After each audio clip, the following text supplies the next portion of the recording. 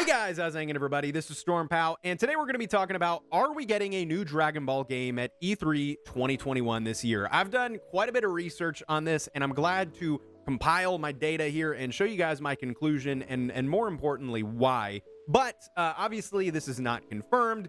I may be right, I may be wrong. So I want to know what your guys' thoughts are. Be sure to leave them down below in the comments, and also be sure to give this video a thumbs up and subscribe while you're at it. I mean, hey, you'll be right there. Basically, we have not gotten an announcement for a new Dragon Ball game to be released in 2021. Now, we recently had the Dragon Ball Games Battle Hour in early March. That was the big 12-hour event, and we got lots of new updates for like Dragon Ball Xenoverse, you know, the new DLC coming to that. We got updates for the third and supposedly final DLC for Kakarot. Of course, ongoing announcements for the mobile games, Dragon Ball Legends and Dragon Ball Dokkan Battle, but no new Dragon Ball game announcement. Lots of little things were teased, like the whole Nimbus mode, you know, for Kakarot, which I believe was just a cinematic.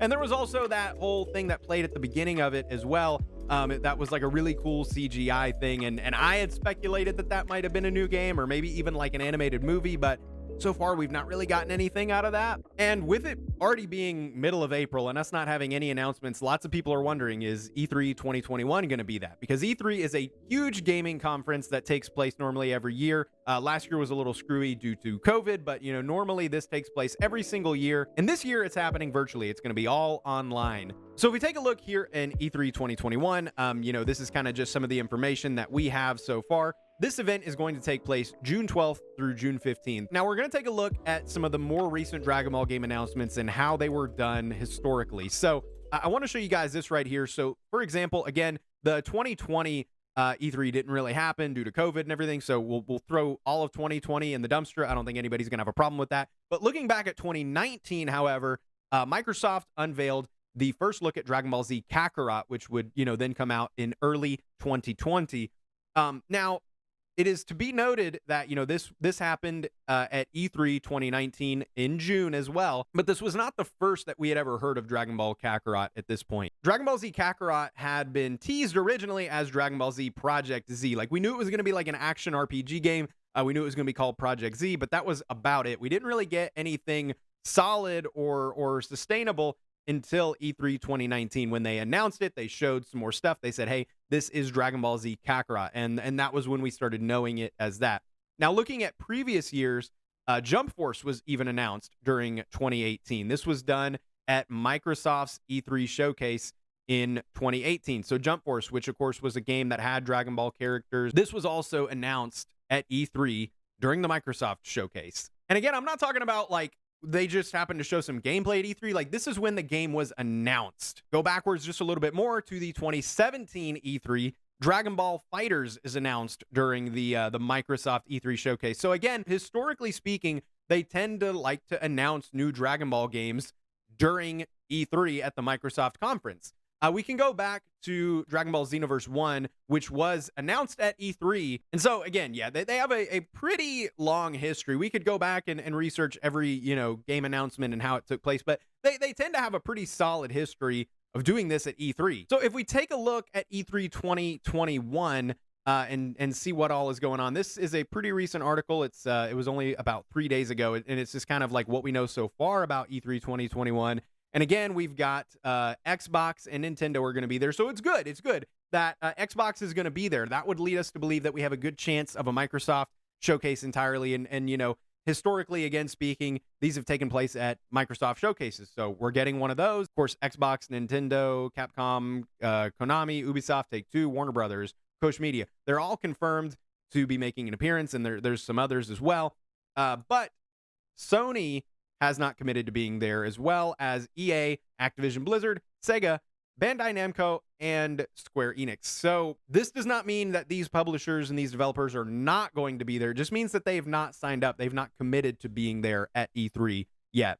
So I was kind of trying to look for some more information to lead me one way or the other. And so I took a look back at, you know, again, recent history. I figured that would be more reliable than looking at things years and years ago. In January of 2019, we knew that in 2020, we would be getting a new Dragon Ball game, or at least that we would be getting a new Dragon Ball game in the foreseeable future. And that game then proceeded to come out January 16, 2020. So again, almost an entire year in advance, we got the heads up on Dragon Ball Z Kakarot. So that is what worries me, guys. We haven't gotten any new games in 2021, and we've not gotten any solid announcements of a new Dragon Ball game this year. And I think that if they were going to give us like a sneak peek of a game, it would have been during the Battle Game Hour, the big 12-hour live streaming event that they had that was dedicated entirely to Dragon Ball Z video games. And with that being the first one, I think it's safe to say that they would want to make that one such a big splash and make it as huge as possible. And I think that if they had something to reveal, they would have done it during that stream. Now,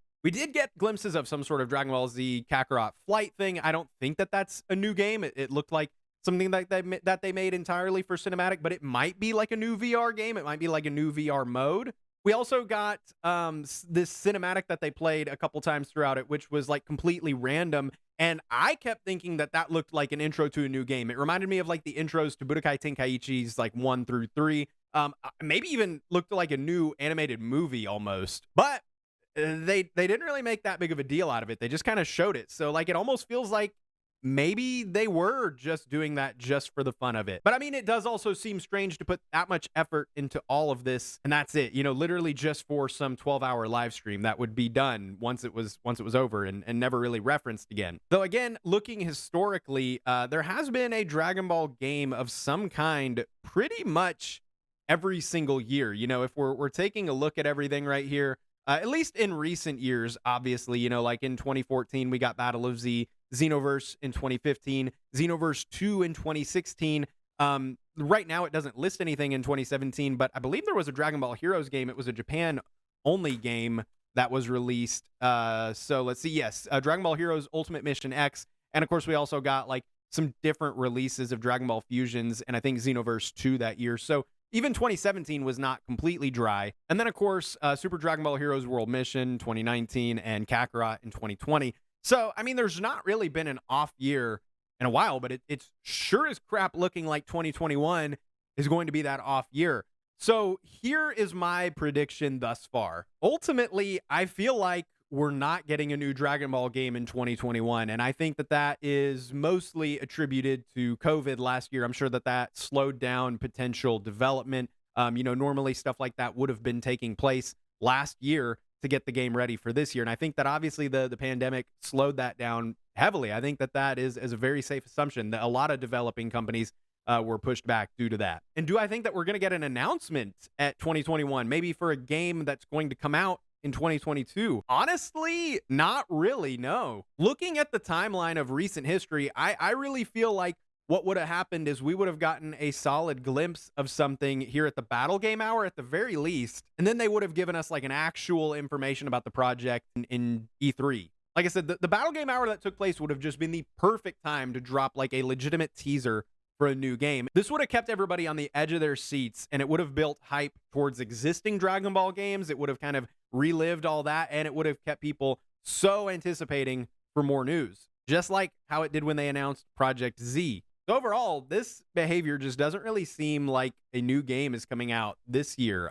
You know, maybe we'll get a new game by next year, but I don't think particularly that we're going to get an announcement for it at E3 2021. But again, this is my thoughts. I would love to be wrong about this. I would absolutely love nothing more than to be wrong about this and to eat my words, and we do get a new game announced at E3 2021. So let me know, though, what you guys think down in the comments below. And other than that, guys, thank y'all for watching. I hope you have a nice day, and goodbye. Go check out some of my other Dragon Ball content for more good stuff.